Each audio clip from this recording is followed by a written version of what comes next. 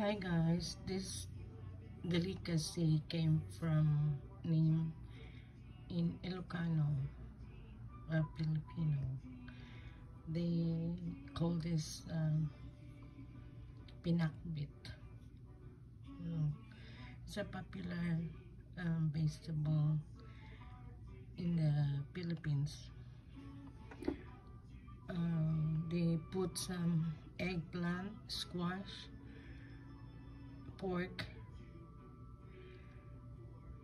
and kangkong. This is a Filipino name of the vegetable, the green leaves, kangkong. And if you don't have the kangkong, you can also put spinach in it. But some Filipino, they put also green beans.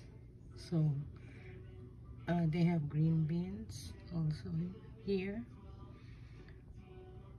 So very simple cooking. Okay guys, thank you very much. I'm showing you this good healthy vegetable Filipino style.